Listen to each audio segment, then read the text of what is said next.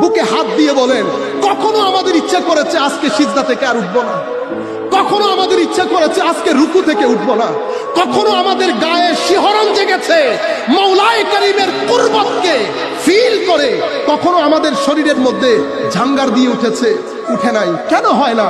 কারণ সুবহানাকা বলি, আল্লাহুম্মা বিহামদিকা বলি, ওয়া তাবারাকাসমুকা বলি, কা বলে আল্লাহকে সম্বোধন করি, তুমি বলে আল্লাহকে সম্বোধন করি। কিন্তু একটা হিজাব, একটা পর্দা আমাদের অন্তরকে, কলবকে লক করে রাখে। কি করে রাখে? আল্লাহর অপরিসীম দয়াতে অল্প বয়সে পৃথিবী দেখার সুযোগ হয়েছে আমার। আমি শিক্ষিত শ্রেণী, কলেজ বিশ্ববিদ্যালয়ে পড়ুয়া শ্রেণী, তারা কি চিন্তা করে, কোথায় তাদের অ্যাট্রাকশন, তারা কি বুঝে, কি বললে তারা বুঝবে, এই জিনিসগুলো মোটামুটি আমার দেখার সুযোগ হয়েছে। সেই কারণে অনেক সময় আপনাদের মনে হতে পারে আমি একটু বাড়িয়ে বলি।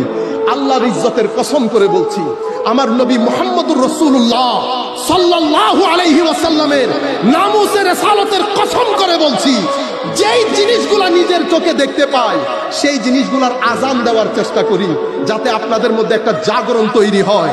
কারণ এই ইশক, এই মুহাব্বত, আউলিয়ায়ে কেরামের এই নিসবত, আউলিয়ায়ে কেরামের তাজিম, আমার নবীর তাজিম, মওলায়ে কারীমের কুদরত এবং মওলায়ে কারীমের